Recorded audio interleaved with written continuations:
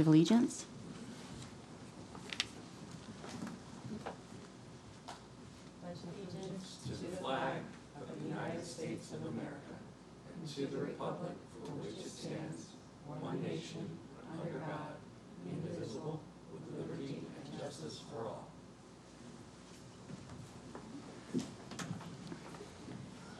We go ahead and take a roll call, please. Of course.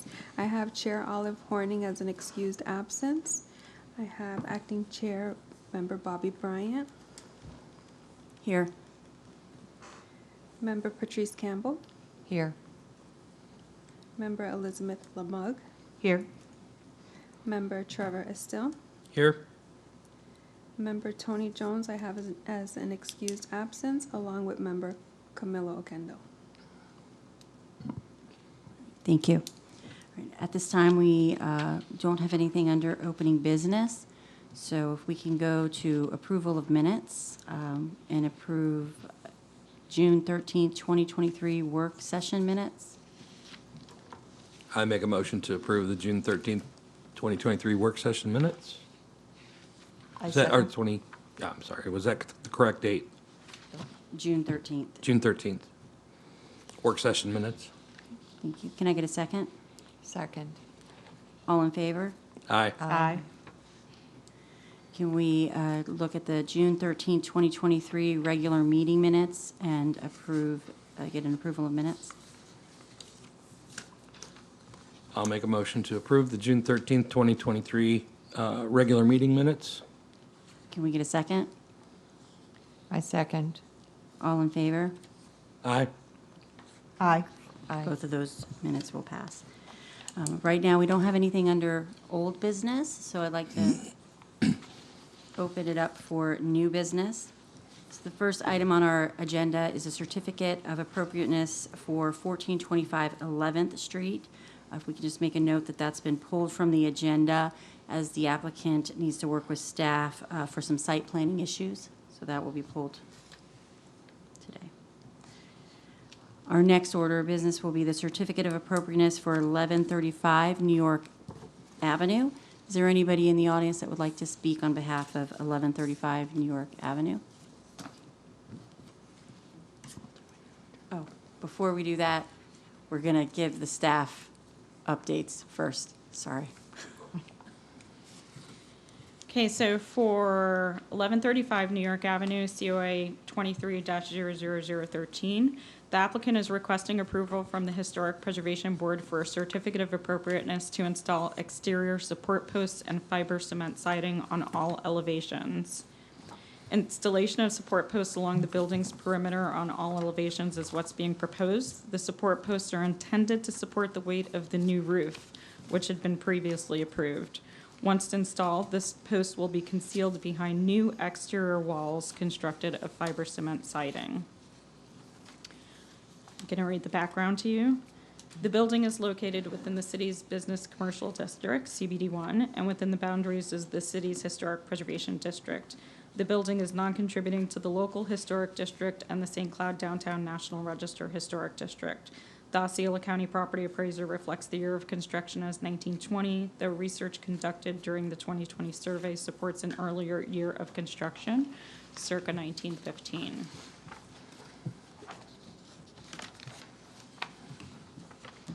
On October 12, 2021, the HPB reviewed a request for modification of the roof, referred to as Phase 1. The new roof design is a single front-facing gable running east-west along the entire building elevation and new covered outdoor area. This differed from the original roof design, which was a cross-gabled roof. The approval was based on the need to increase the ceiling height of the enclosed porch and additions on the north and east elevations, the heights of which were not code compliant. The changes were proposed due to the conversion of the building from a residential structure to a commercial use consistent with the zoning. On March 8, 2022, the HPB reviewed a request to amend the COA to include installation of exterior support posts, window placement, and handicap ramp. The HPB approved amending the COA to include the handicap ramp only. On March 14, 2023, the HPB approved a COA to replace windows and doors and to remove vinyl siding. The The applicant was directed to coordinate with the city's historic preservation consultant for an evaluation of the original siding that would be revealed upon removal of vinyl siding. The HPB's determination is reflected on page 2 of attachment A, which is titled March 14th, 2023 signed meeting minutes. The historic preservation consultant's evaluation of the siding is reflected in attachment B, review of siding condition for 1135 New York Avenue. On July 27, 2023, the applicant requested consideration of support posts and fiber cement siding on all elevations based on a finding by Julio Orbegoso, PE, that placing support posts on the interior as opposed to exterior would pose an engineering challenge, possibly resulting in structural damage and potential collapse. The applicant's request for consideration, report from their professional engineer, and drawings of the proposed alterations are reflected in attachment C, applicant's submittal for design changes. Just going to run through some of the slides here for you.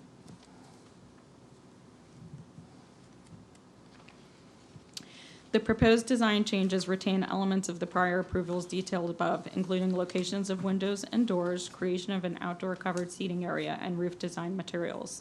The proposed design differs from the previously issued COAs in the placement of exterior support posts and installation of fiber cement siding, changing the building footprint and concealing the original exterior walls. Prior approvals were based on additional criteria contained within ordinance number 2018-57, City of St. Cloud Land Development Code, Article 3, Division 24, Historic Preservation Overlay District, Sections 3.24.8. The additional criteria as detailed in the ordinance is provided as attachment D. Staff is recommending the HPB approve the request for the following: a certificate of appropriateness to install exterior support posts and fiber cement siding on all elevations at 1135 New York Avenue. The recommendation for approval is based on a finding that the proposed alterations are necessary to ensure the structural integrity of the building. Specifically, the alterations are in compliance with the engineer's report dated July 27, 2023, provided as attachment C.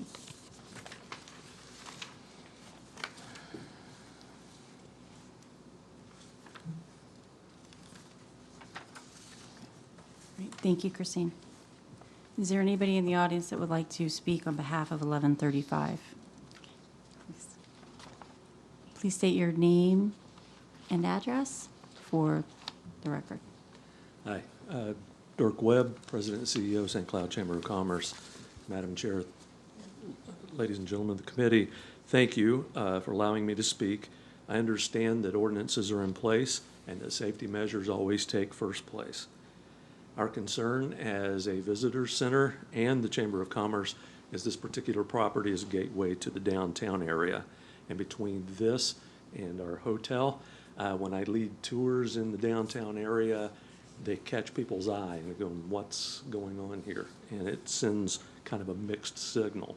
We're doing great, robust things, but struggling in a couple of areas is what they tell me. So your chamber encourages you then to approve the certificate. Please call on us if we can be of any help in this matter. Thank you. Thank you, Mr. Webb. Is there anybody else in the audience that would like to speak on behalf of this project? All right, if nobody else would like to speak on behalf of this project, we'll open it up for board discussion. Does anybody on the board have any comments or questions that we want to discuss?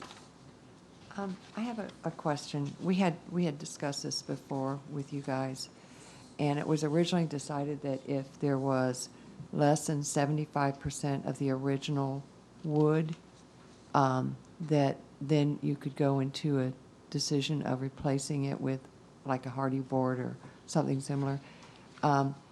What is that status? Because I'm looking at the pictures and I'm seeing the siding, and what I'm seeing, it looks like it's more than 75%. What is the situation there?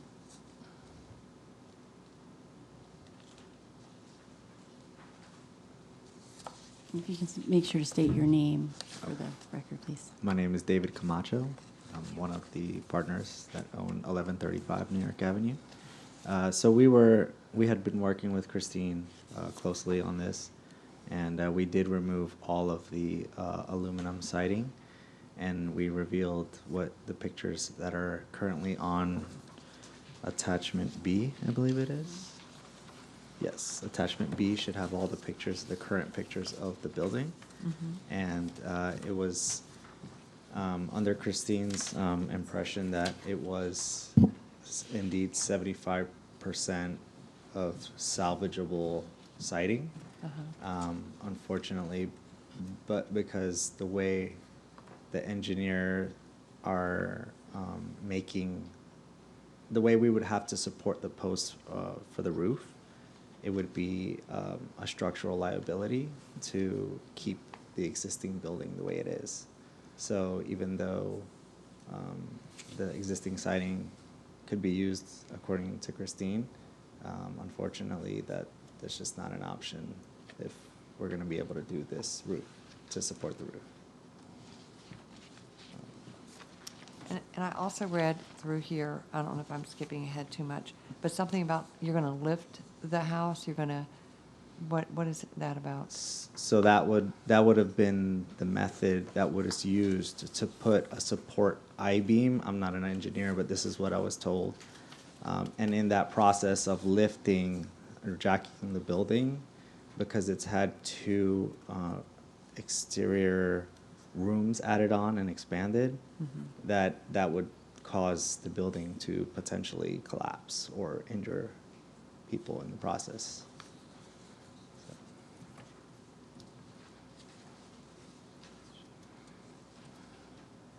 So are you planning to lift it?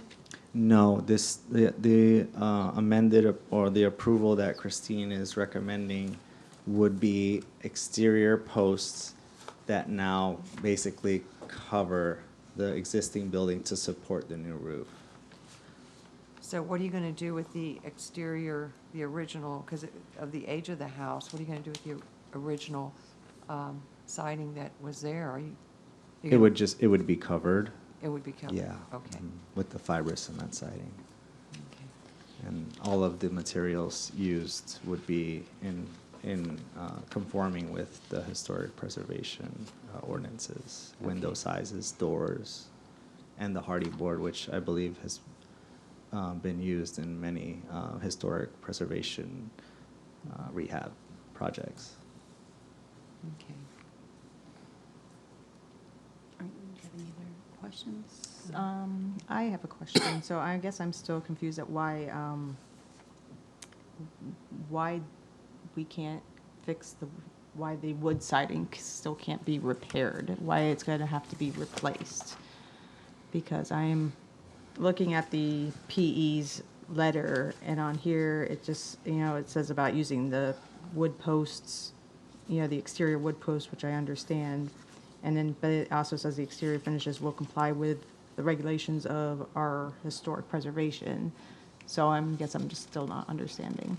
So because of the only way to keep the existing siding exposed and support the new roof would be to put new support posts for that roof. And the support posts cannot be installed without this special I-beam that's listed on figure. Okay, I got you. That you were saying that's what you would have to raise Correct. the So building to for. install that I-beam, to put these posts, they would have to jack the building up. And in that process of jacking the building up is where there's a concern about the building just collapsing. So instead, you're going to wrap it. Correct. What are you doing with the original fireplace stacks? Are the brick, is it going to remain there? I believe that is, yes. Yeah. Yes.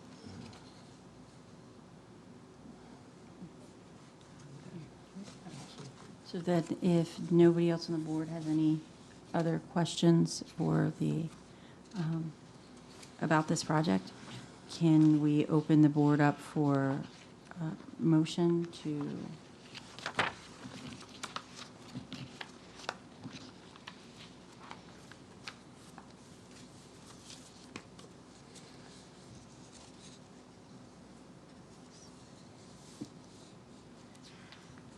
So can I get a motion to approve the request?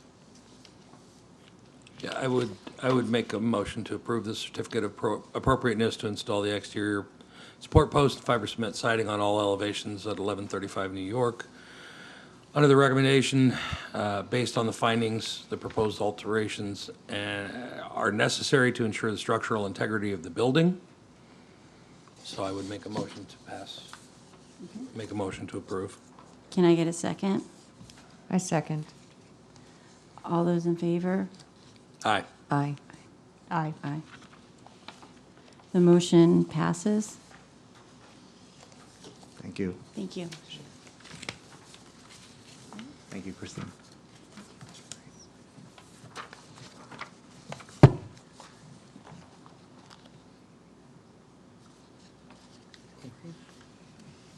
Oh, that's what I was looking for. Okay, so now we will go Uh-huh. to the next order on our agenda, which will be the certificate of appropriateness for 1100 Massachusetts Avenue.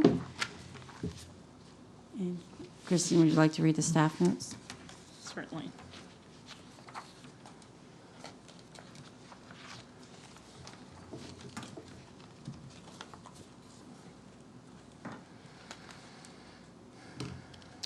Okay, the applicant is requesting approval from the Historic Preservation Board for a certificate of appropriateness, COA number 23-00012, to alter the east and north elevations. The property is located at 1100 Massachusetts Avenue, as reflected in Figure 1. Scope of work includes alterations to the eastern elevation to include new windows and doors. On the north elevation, construction of a tower, removal of overhead door, and installation of windows and doors.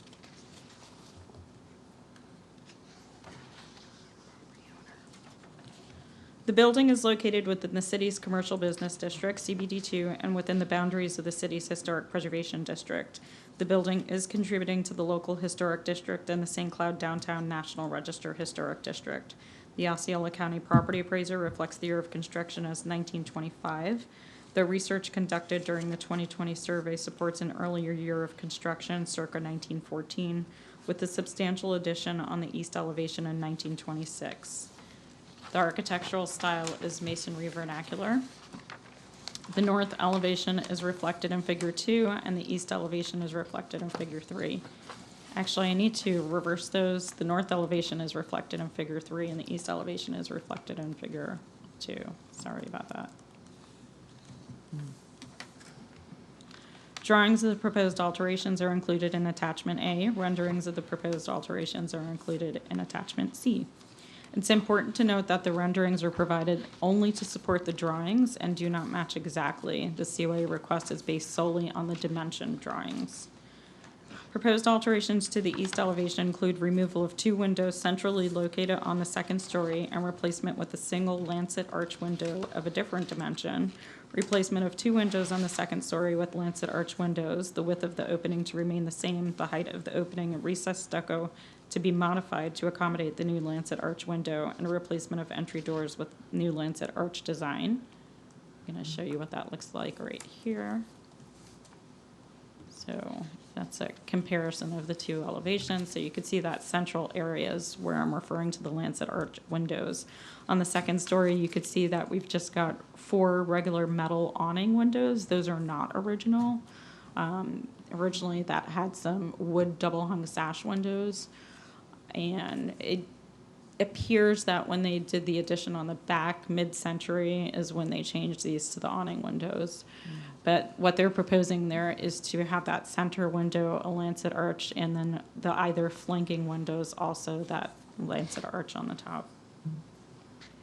Proposed alterations to the north elevation include installation of a tower, removal of overhead garage door, infill of wall, and installation of lancet arch windows, removal of vent, and installation of a pair of fixed wood windows simulating the design of double-hung windows, and replacement of entry door with new lancet arch design. The proposed alterations are intended to pay homage to the 1926 design of the building, which is reflected in Figure 4. The alterations are not an exact reconstruction of prior conditions. So here you could see that overhead door being replaced with the 2 lancet arch windows, and the vent would be replaced with the windows. There'd also be the addition of the tower. And here's the 1926 photo that shows the lancet arch windows there. The double hung windows in the area that currently has a vent, and the original tower, or I should say the tower from the 1926 edition.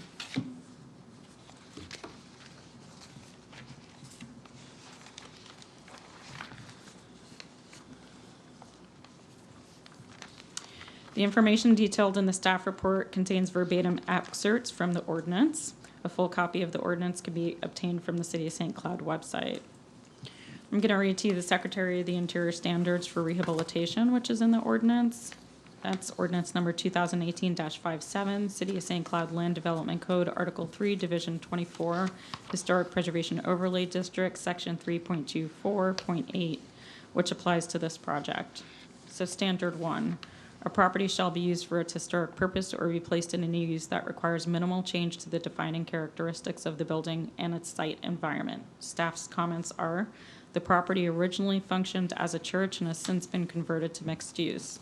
There were some changes to defining characteristics, such as replacement of original windows with an overhead garage door and vent, and removal of the tower. Get you to the point in the staff report that we are.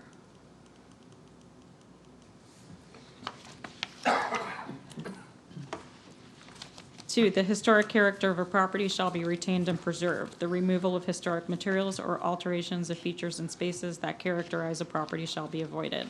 Staff comments are, there are proposed alterations to original window openings on the north elevation that should be avoided. 3, each property shall be recognized as a physical record of its time, place, and use. Changes that create a false sense of historical development, such as adding conjectural features or architectural elements from other buildings, shall not be undertaken. Staff's comments are, changes to the east elevation add conjectural features and architectural elements such as lancet arch windows and doors. 4, most properties change over time. Those changes that have acquired historic significance in their own right shall be retained and preserved. Staff's comments are, the property was constructed in 3 phases. The central part of the building was constructed circa 1914.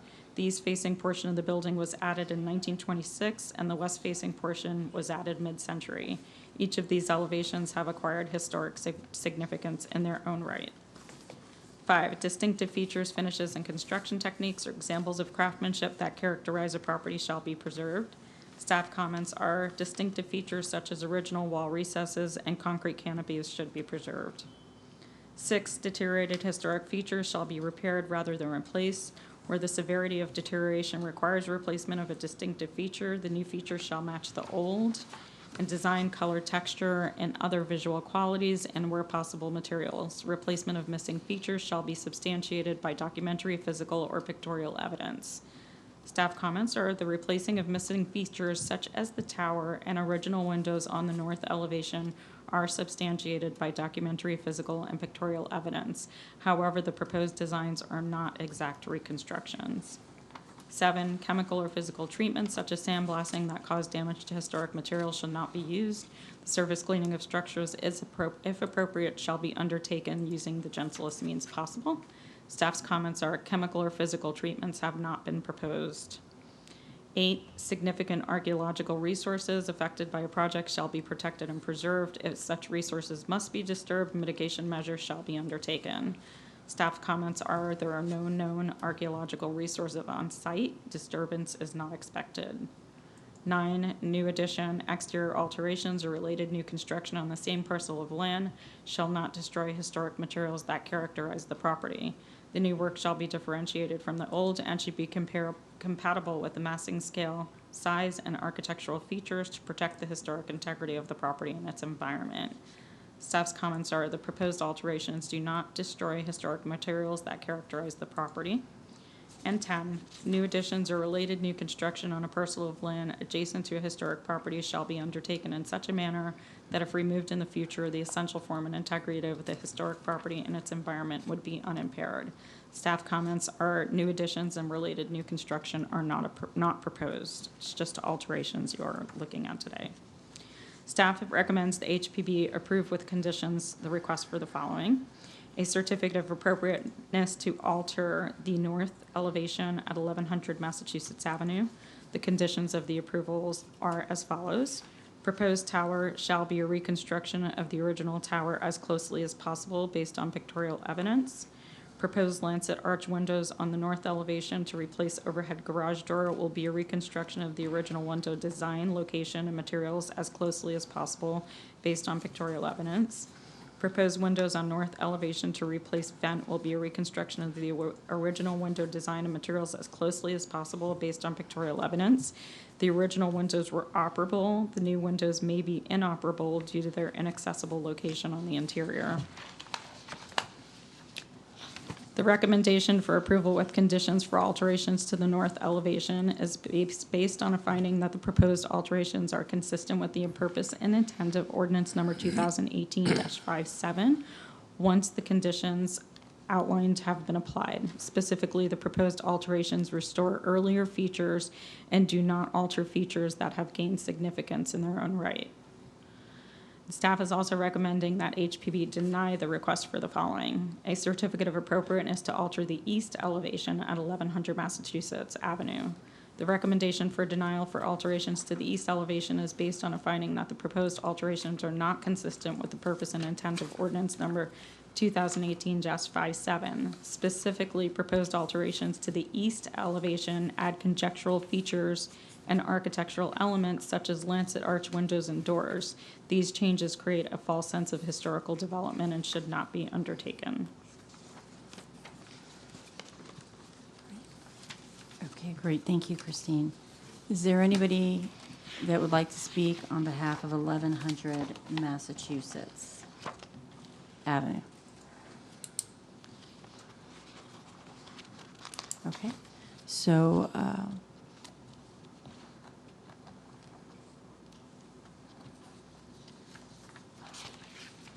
so then maybe we can open it up then for the board to discuss. So it looks like we have two different certificates of appropriateness here. So first, let's talk about the north elevation. Can I I hate to do this. I know I'm not supposed to interrupt you all while you are discussing, but we noticed that the applicant is actually not present to discuss their case. So one option would be to potentially continue this to the next meeting, or if you are inclined to approve one item, approve it and maybe continue the second item. Or if you're approving both, depending on how the discussion goes, Okay. All right. Yeah, thank you. without them here, it's kind of So difficult. there's, I think we could probably have discussion, and depending on which way the board is leaning, if we're going to approve or deny anything. I agree, the applicant not being here, I have some specific questions about materials that they may be using to keep it as, for the north elevation specifically, to keep it as close to what it actually was, and they're not here to answer the questions. So I don't know if anybody else has specific My questions they'd like to questions hear. are more to the east elevation. And you'd like Because- to have them here to Yeah, discuss because them too. I'm not seeing, the original picture from 26 is not really showing that elevation. And I know we have a mock-up of what they are proposing, but I don't. Also, I noticed on the slides you had the actual plans. What we have is like nothing that you Pieces can of actually pictures. read.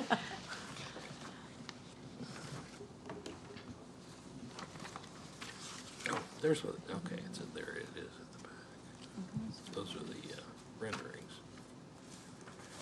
So technically, what we're looking at as the east elevation on our paperwork is the north elevation. Is that what? So, yeah, the Yes. smaller side's the east, correct? This is the north right here, That's Okay. and the main facade is the east That's the east. elevation. Actually, you're correct. I'm actually inquiring about the east elevation as well. They were switched, right? Can you go back to that one slide with the east elevation that has the actual?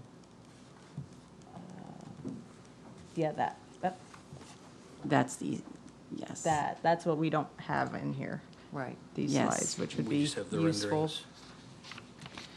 So, with respect being given that we do have questions, the applicant's not here to address those questions that we do have. Our next meeting is September 12th, so it's not too far off. Could we get a motion to continue this 1100 Massachusetts Avenue for the next meeting? Or does anybody have any approvals that they would like to make a first motion for today? I would like to continue it. I just feel like this is a huge project, and I want to make sure that we do the owner justice in what they're wanting to do with this property, and I want to make sure that I completely understand, because this is a lot, and some of the, Then are you making a motion to continue Yes. 1100 Massachusetts? correct, a motion to continue 1100 Massachusetts until our next HPB meeting. Can I get a second? Second. All those in favor? Aye. Aye. So we'll continue that for the next meeting. And if we can just make sure to reach out to them and request that they be here to speak on behalf of their project, because we do have questions. The next order of new business is going to be D. It's a staff presentation from the POMMS conference in 2023. Yep, so that's POMS is what we call it. It's Preservation on Main Street, and that is a conference that is put on jointly with Florida Main Street Program and the Florida Trust for Historic Preservation. And as you can see, we had a fantastic showing at the conference. That was so much fun. So we had great attendance representing St. Cloud. So with the city, we had Melissa Dunklin, Community Development Director. We had Virginia Renteria. I always say your name wrong, Virginia. I'm sorry. Tiffany Owens. We had Chrissy Maldonado, Patrice Campbell, and myself. With St. Cloud Main Street, we had Representative Paula Stark, Tristan Smith. Actually, Tristan Smith is not the executive director. I should have that next to Paula's name. Tony Campbell, board member. And the conference theme this year was exploring our stories. And as anybody who was at the conference can tell you, our keynote was amazing. There were tears in the auditorium as he had told a story about a business that he had encountered and how the business had gone through the family. And they were preparing to celebrate their 100-year anniversary of this hot dog shop. I forget where the community it was in. It wasn't in Florida. But it was really neat. And the whole idea is that, every community has a story, and to try to figure out what your community story is, because then you could use that in all kinds of things, marketing and promotion and just, attracting new people to actually want to live in your community because they identify with the story of your community. So it was just really, really awesome. I just thought it was great. So I wanted to give an opportunity for staff to actually, because I could go on and on about this stuff, I have the presentations for all the conference sessions. So we're going to have Chrysia share a link to that with you so that way you could get the benefit of looking at them. But I wanted staff to share with you all what sessions that they attended and what they thought about it. So I'm going to ask Virginia to come up first. Good afternoon. I'm Virginia Renteria, Associate Planner with Community Development. So I took my favorite class. I was actually in it with Patrice. It was about historic building materials. And before this, I was a permit technician. So I have a pretty good grasp of different materials. And I found it very interesting how things that were made over 100, 150 years ago, even longer, were made to last versus things that are built today. And, they were built with so much integrity and character, and we do have the ability to restore them. And I also really liked this mural that the city of Ocala has. So it's next to their brick center, and actually there's irrigation attached to that building. So the ears and the nose have an irrigation system running through it. So there's plant life through it. So the city maintains that, and I think it's a really fun way to maintain empty walls downtown and keep them interesting for people that walk on by. And I think this would be a great project for us to invest in moving forward for historic preservation. Thank you. That is all I have. Thank you for attending. Yeah.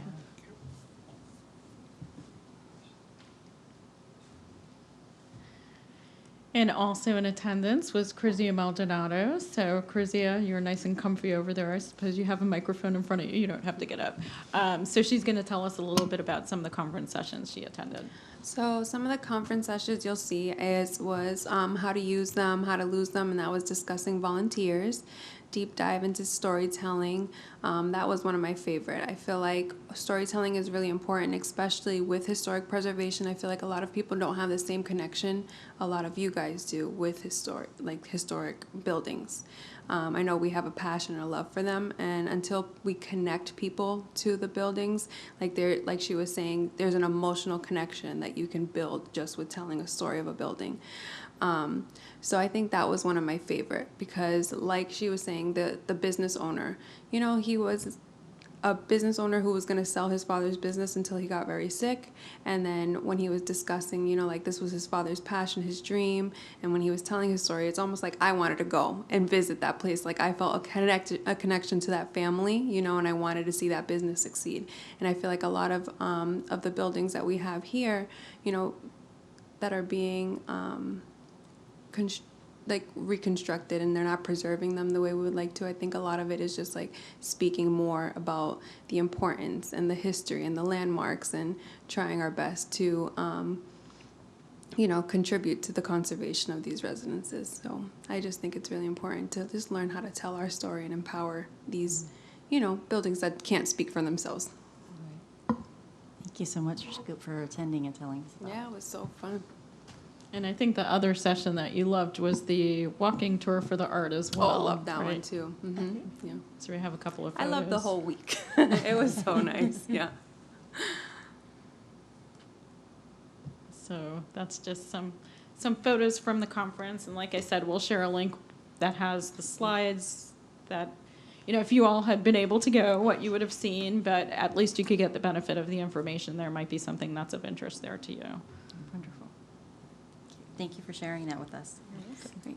And at this time, we can move into our public comment section of our agenda. If there's anybody in the audience that would like to make a public comment. All right, and The baby. we'll move on to individual board comments. I have none. Patrice? Okay. One thing I would like to, there's a couple things I'd like to bring up if I could, please.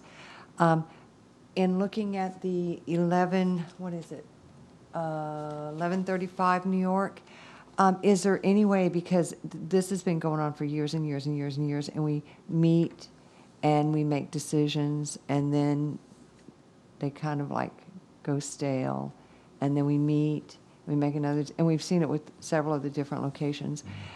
Is there any way that as a board, what are we allowed to do when it comes to implementing, like if you come before the board and you present a request and we approve a decision, then you have a timeline to, complete it or do something with it so it's not hanging. And then another one's coming and that's hanging. And it's just, I don't know if we're allowed to make a decision like that. I think that's a great point. Like I know, especially with 1135 as an example, I do Right. feel like there's multiple projects that are going on, and Yes. so when we're looking at it, we do have questions as well. What happened to that other project? And the hotel's another one, Right. that I can think just right off the top of my head. So as a board, do we have that realm, or is that like illegal? Like you can't put a time stamp on? So that's funny that you're bringing this up because I have a tracking list of items to discuss with the department director, and this is expiration of COAs is on my list to actually have a conversation with the community development director about. So the next scheduled meeting that she and I have a couple of things, including notices on properties for cases that are coming before you in many districts. And we talked about this in the past. I know Member Jones wasn't a big fan of this idea, but I talked about posting in the front window, having a sign that gets posted. So that's on my list to discuss as well. So that's something that I could come back to you next month and let you know what came of that discussion. Because I almost wonder if would that be something that we would have to change in the bylaws Or is that something that can we just pass an ordinance? We can't, right? That would have to go to the council. Right. Yeah. And this might be something that's procedural, where we could just put an expiration on the certificate of appropriateness, but like I said, I'll know more Okay. once we have this discussion. Okay. Can I? It would make sense because building permits all have expiration on them, if I remember correctly. So it would only make sense that there would be something attached to these. Can I mention one more thing? Okay. The other thing is, this is just a project that I'm trying to get moving.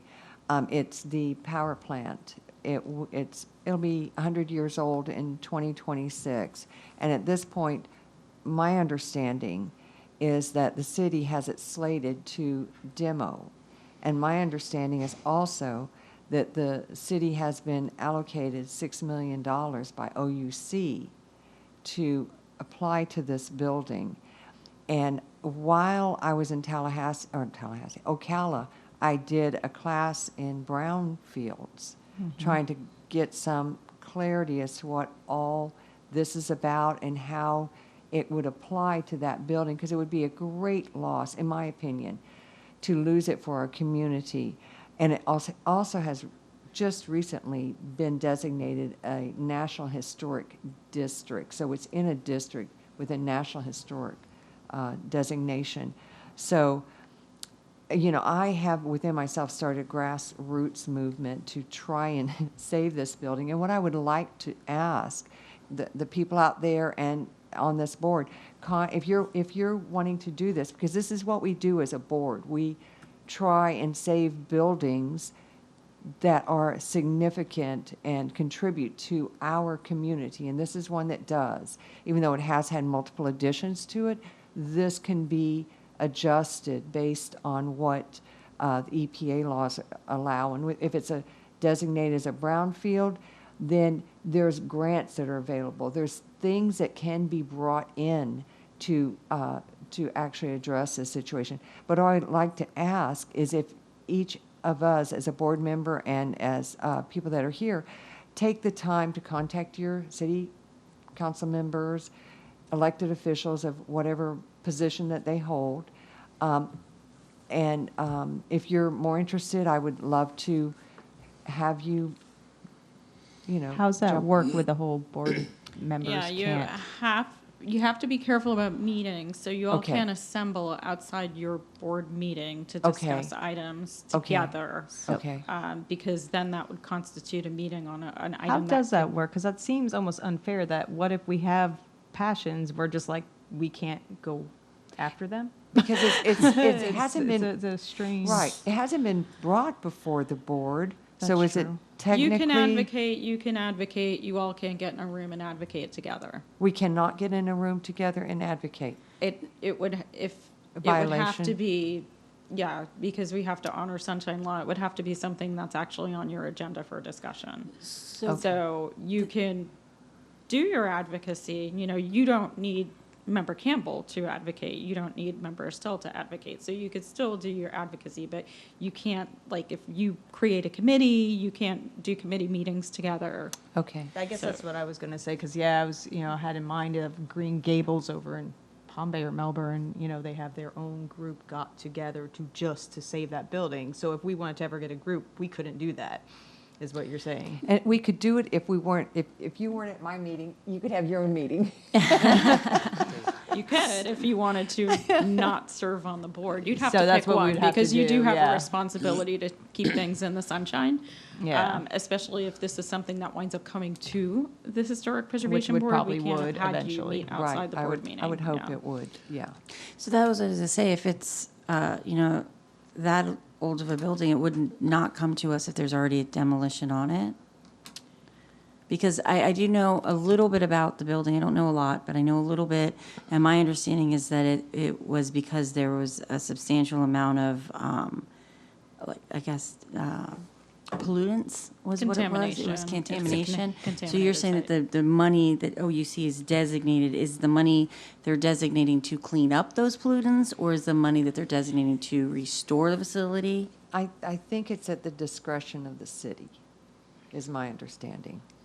So I know Member Campbell did ask me to provide an update for you all at this meeting. I actually don't have a formal update to provide because I don't really know all the details of the project, I'll be honest.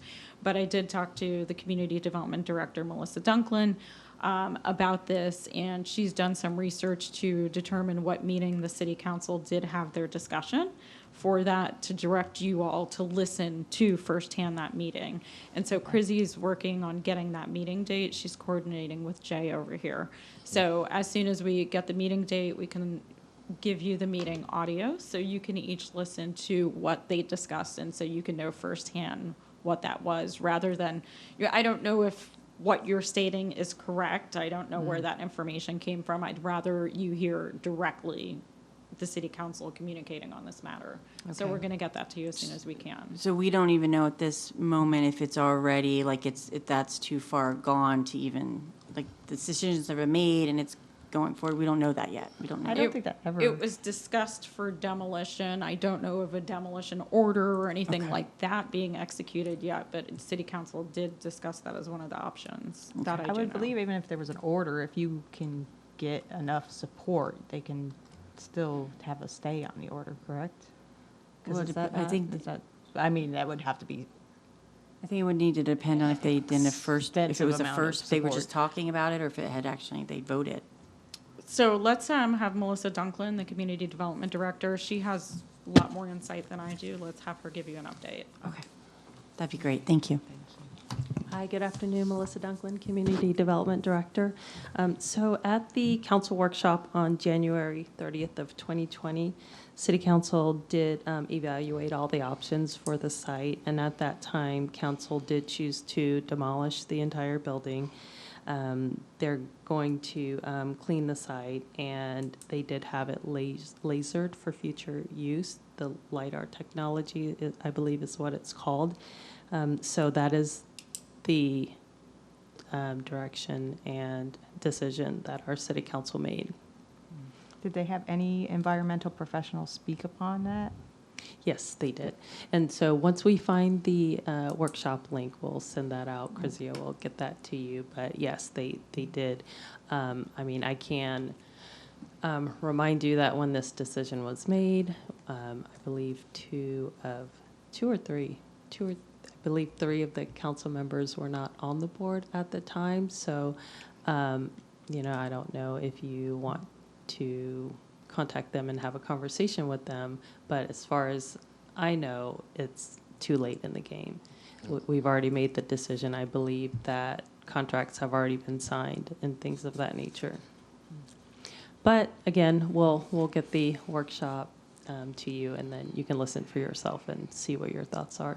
Okay, thank you. Great, thank you. As I recall from part of that conversation, a lot of the ground contamination that they're dealing with is under the foundation, which would mean there is no way to mitigate that contamination without the removal of the foundation, which involves removing the building. And it is quite substantial from what I recall. And it was several various chemicals that are no longer used in any industry because they are.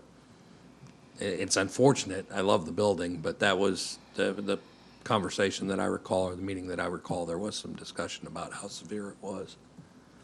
Yes, so we'll get that link out to you so that you can all hear the conversation, and hopefully it'll give you some clear picture of why council made the decision that they did. Thank you. Thank you, Melissa. Patrice, anything else? Nope, that's it. Right. Trevor, any comments? I have no comments at this time. Thank you. Nope, I'm good, thanks. All right, well, so we're past the individual board comments. We'll move on to the information section of our meeting. So we just have that our next meeting will be Tuesday, September 12th, 2023 at 6 p.m. Okay. And then if there's nothing else, then I will go ahead and adjourn the meeting at 6:57. 6:54. Thank you.